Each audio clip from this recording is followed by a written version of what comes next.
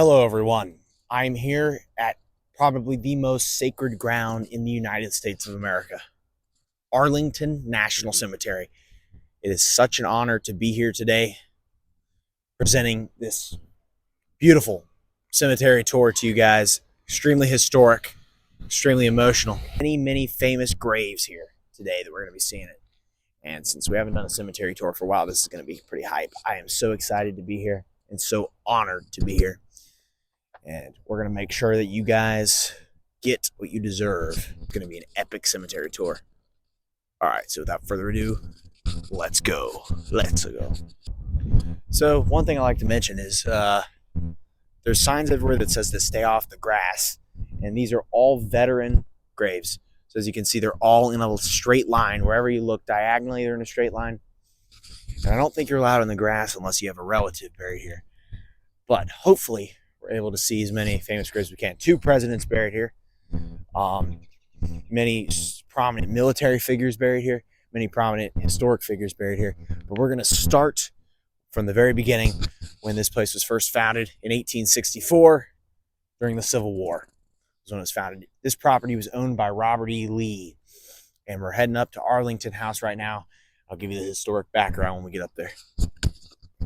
So this is the Arlington House, which was owned by George Washington Parke Custis. Now, there is a connection between Arlington Cemetery and George Washington. You see, George Washington Parke Custis was named after his grandfather-in-law. Basically, George Washington never had any biological children because supposedly he contracted some disease when he was down in the Caribbean during his early years. He did marry his wife, Martha Washington, who had previously had kids with a previous husband.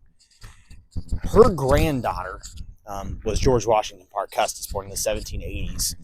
And he built this property here in 1802 in honor of his grandfather-in-law, George Washington. And so, ironically, this is an awesome view, by the way. Look, you can see the Capitol building, the Washington Monument. Straight down this road here is the Lincoln Memorial. You get a good view of Washington, D.C. in the cemetery. Right down there is the eternal flame of President John F. Kennedy, which we'll get to later. And so, ironically, George Washington Parke Custis' daughter, Mary Custis, married Robert E. Lee, commander of the Confederate Army during the Civil War. Commander of the Confederate Army. So Lee ended up in custody of this house once George Washington Parke Custis died in 1857. In 1864, 7 years later, this property was made into Arlington Cemetery during the end of the Civil War. A couple signs here that we can check out. Paying tribute. Like I said, construction began in 1802. Though Custis had access to land and labor, he could not afford real stone. Workers covered clay bricks with stucco and painted them to look like sandstone, a material used to build the White House. So this is them building in 1802. George Washington died in 1799, so he never actually showed up here. They were both from Virginia, so Washington had been dead for 3 years up to this point. But still cool, because it was all built in honor of him. And the city is named in honor of him. We're going to check out the perimeter, a little bit of this place. So this building is 220 years old, 222 years old.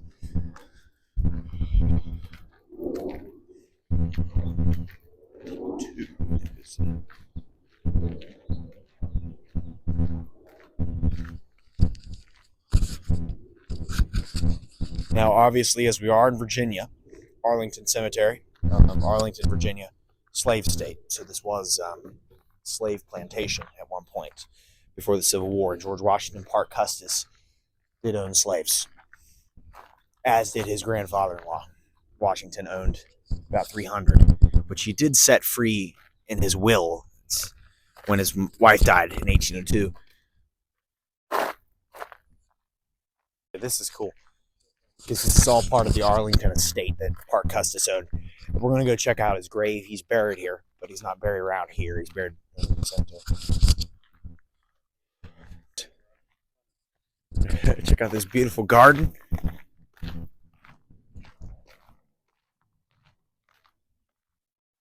This is Mary Custis. Mary Custis was the daughter of George Washington Parke Custis. who married Robert E. Lee, Mary Custis Lee. This is about her garden. Also, the Robert E. Lee Memorial is the Arlington house, because Mary ended up taking custody over the house once George Washington Parke Custis died. Arlington National Cemetery began when Civil War casualties overwhelmed the area's cemeteries. 3 years after the Lees fled their home, Quartermaster Montgomery Meigs ordered the bodies of Union soldiers to be strategically buried around Mrs. Lee's garden. The tomb to your right contains over 2,000 unidentified Civil War soldiers. After the Civil War, presidents and families visited the space to honor the fallen. Today, Arlington National Cemetery stands as a memorial to service and sacrifice. There's Jim Parks. 2,000 unidentified Civil War soldiers remains right here. That is crazy. Now, we are in Virginia right now, Northern Virginia. This is the prime of the Civil War, right in the border between the Union and the Confederacy. Washington, D.C. was right on the border between the Union and the Confederacy, and in all of the border states and northern slave states, that's where all of the battles are going to take place. Virginia is very bloody during the Civil War, probably the most bloody state. Virginia and Maryland especially.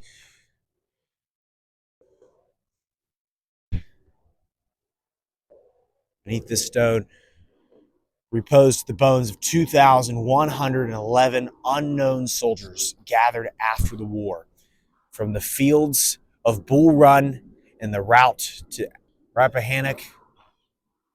Their remains could not be identified, but their names and deaths are recorded in the archives of their country, and its grateful citizens honor them as of their noble army of martyrs. May they rest in peace. September 1866, year after the war. That's sad. That is sad.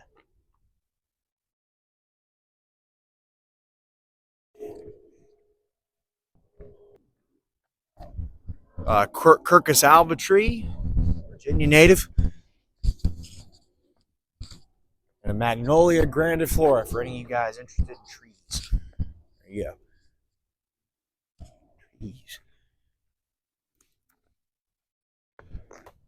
So this is still part of this. All used to be all part of the state. So as you can see here, we have some Civil War casualties right here. I'm not sure if these are the graves of people buried in there, but we have George S. Evans, Lieutenant, the 16th Massachusetts, died November 11th, 1862. 75th Pennsylvania. This is just soldiers who died during the war buried here.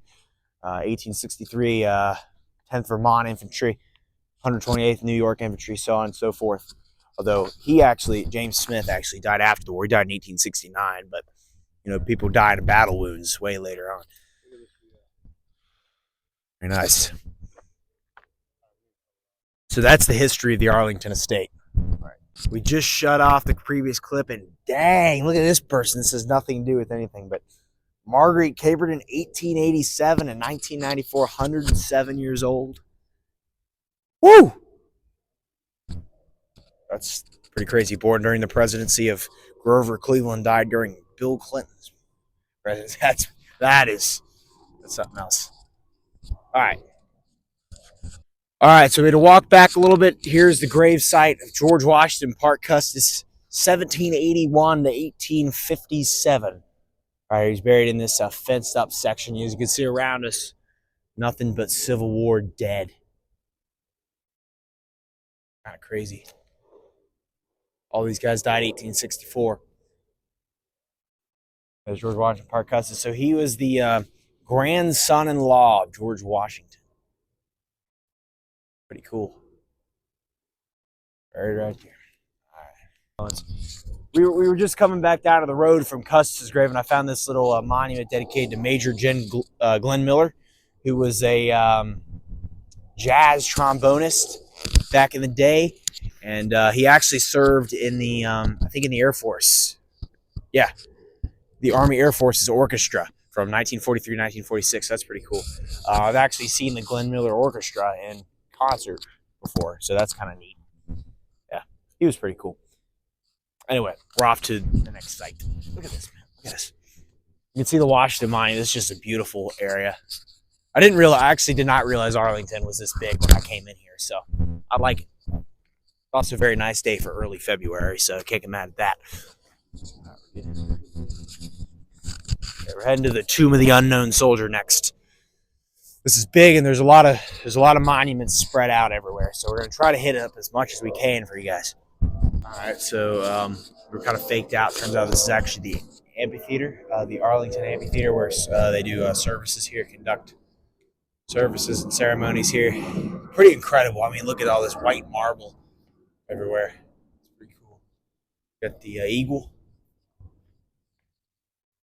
bird, all that stuff. So, I'm not sure what that is over there. Go check it out, I guess. At least I will. Oh, Tomb of the Unknown Soldiers this way. It says on the sign right there.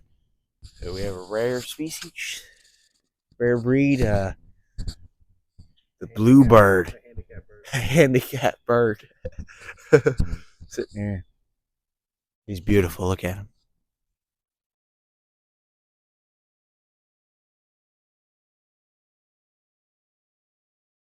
All right, we're gonna go see the Tomb of the Unknown Soldier now.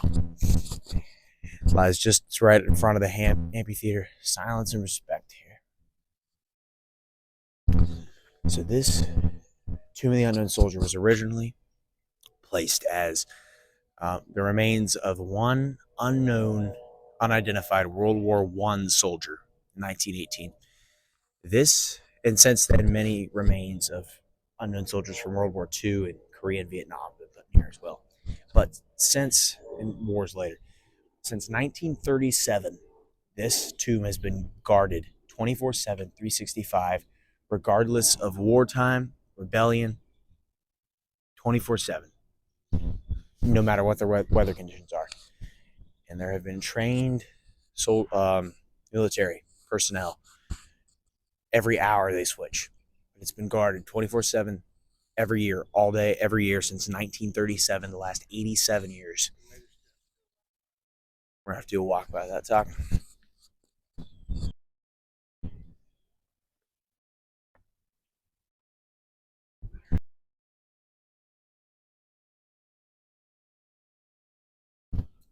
He rests in honor of an American soldier.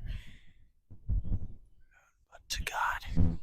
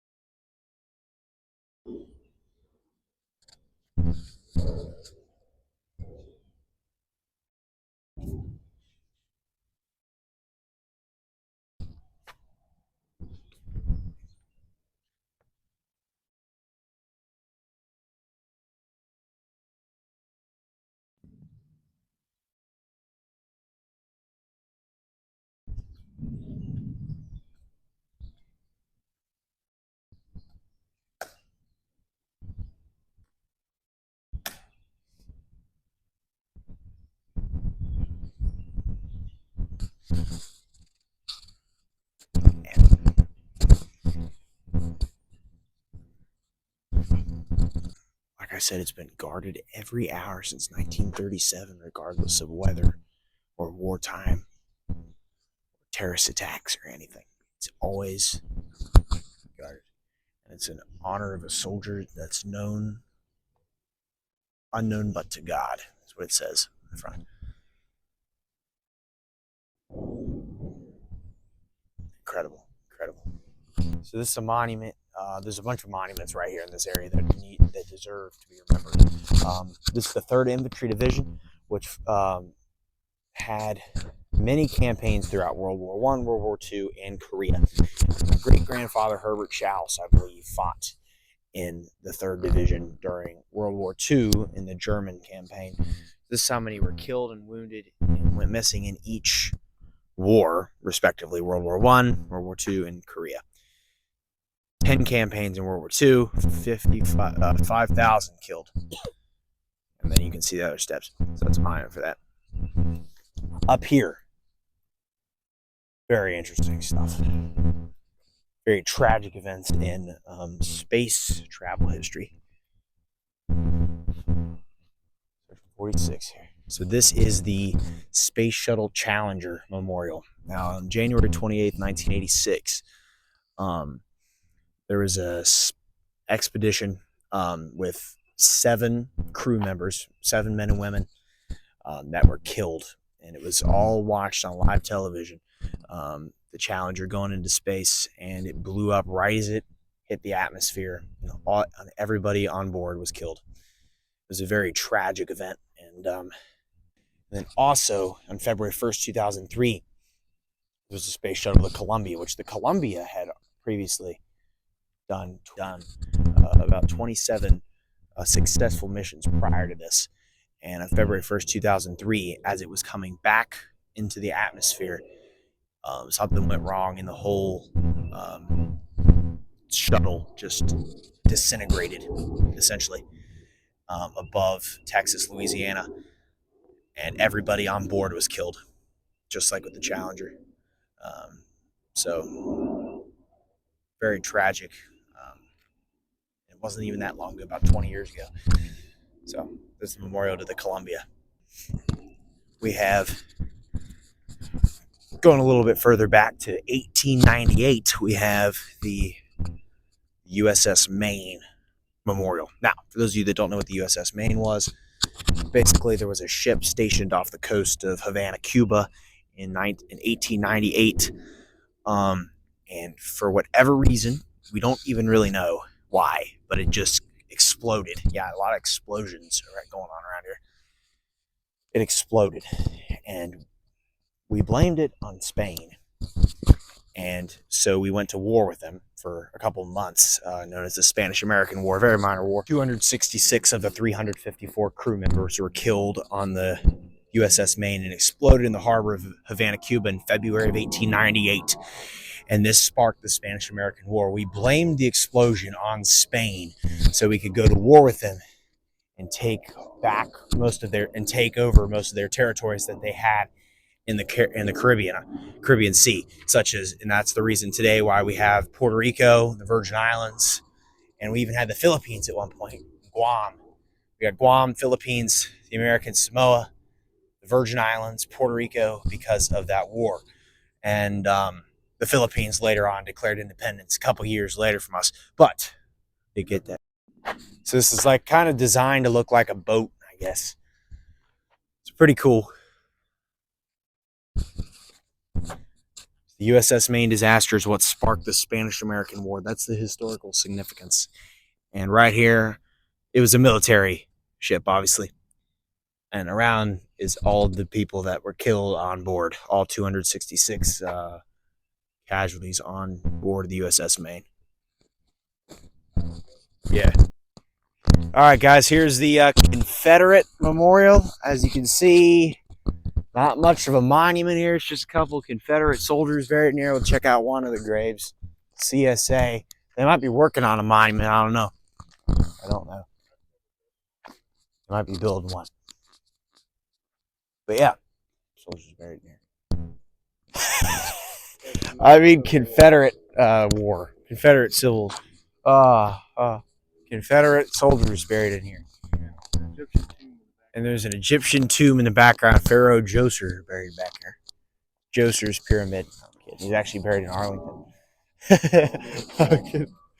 This is a G-Frick World War II, Vietnam, D-Day, Utah Beach, the Battle of the Bulge. This guy. It's quite a resume.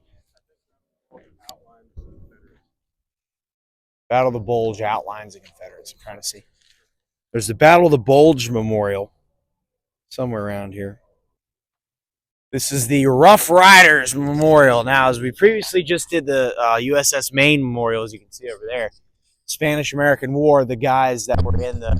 This is a memory memorial for the Rough Riders during the Spanish-American War, who were the cavalry officers, cavalry soldiers. Theodore Roosevelt was one of them. He was the most famous. Erected by the members and friends of the regiment, 1906. So it's the first U.S. volunteer cavalry. Pretty cool. They were called Rough Riders because they rode rough in Cuba. Rough Riders. So here's a little monument for the Battle of the Bulge, triumph and courage to World War II American soldiers who fought in the Battle of the Bulge, the greatest land battle in the history of the United States Army. January 25th, 1945.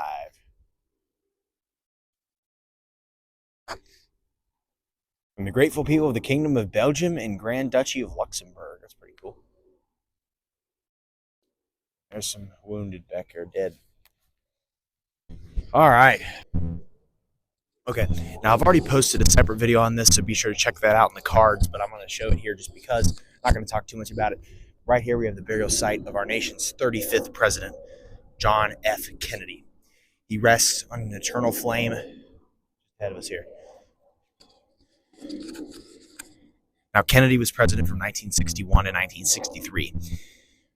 Only president for 2 years, but he was very influential during that time.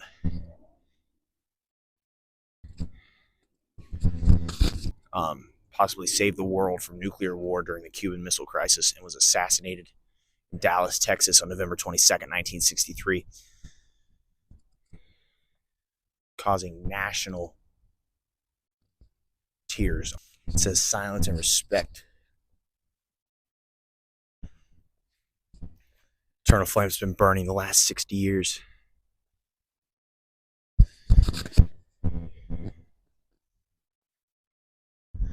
Only 46 years old when he died, 1917 to 1963. So this is the wall of all the quotes.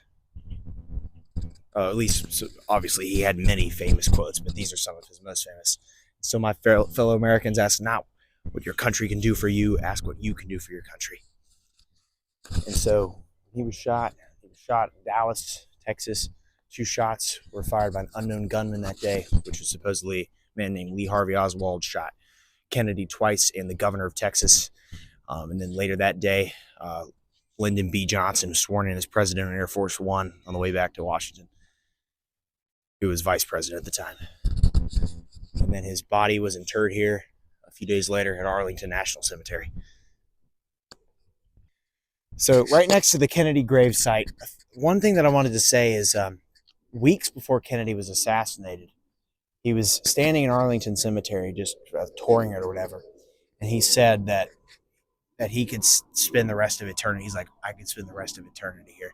And that is why they buried him here with an eternal flame. So that's kind of interesting.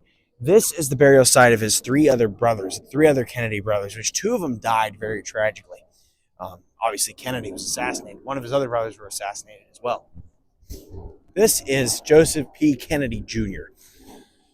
This was the eldest son of Joseph Kennedy Sr. and his mother. He was killed during World War II. Flying Cross, Purple Heart, Air Medal. He was killed in the English Channel in 1944. He was lieutenant in the U.S. Navy.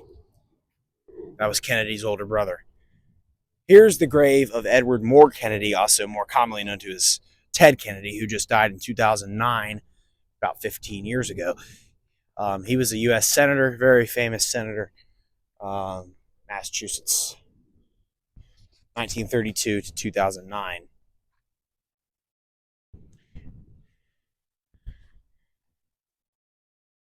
And then over here is the burial site of the most famous Kennedy brother, Robert Kennedy. Robert Francis Kennedy. RFK is what he's known as. Now, he actually ran for president in 1968. He served as Attorney General under his brother, I believe, and Lyndon Johnson. He died in 1968 running for president. He was assassinated by a man named Sirhan, who is actually still alive in prison today. He's 79 years old. He was 24 when he shot Robert Kennedy, and he's still alive in prison today. 1925 to 1968. 43 years old. May he rest in peace. And actually, his son, Robert Kennedy Jr., is actually running for president in 2024, so as an independent candidate. So carrying on the legacy of the Kennedys. But I feel so sorry because Kennedy's mother, she outlived 3 of her sons. The one that died in World War II, and then 2 of her other sons were assassinated. Very terrible. But yeah, he was running for president, trying to win the Democratic nomination in 1968. Hubert Humphrey got it, vice president, but who's to say he wouldn't have? He probably would have, because he was very famous. Assassinated the same year as Dr. King as well. So, Robert Kennedy, very cool. Right here's some quotes of his.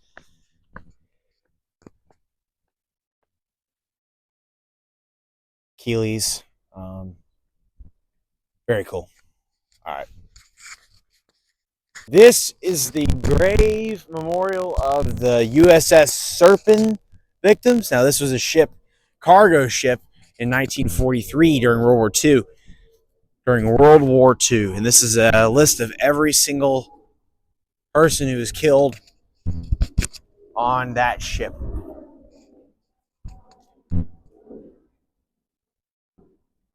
January, or 1945, sorry. USS Serpents.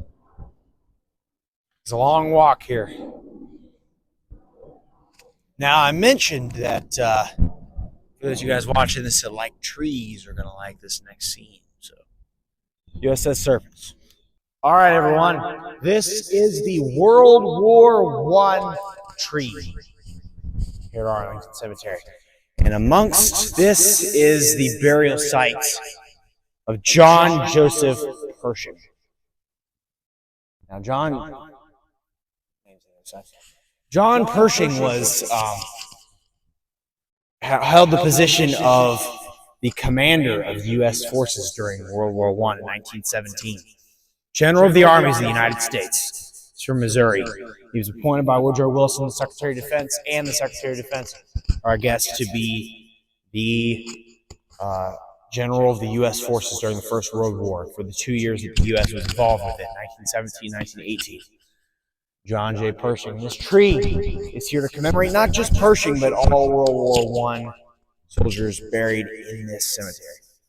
You are remembered. 116,516 brave Americans who died in the First World War.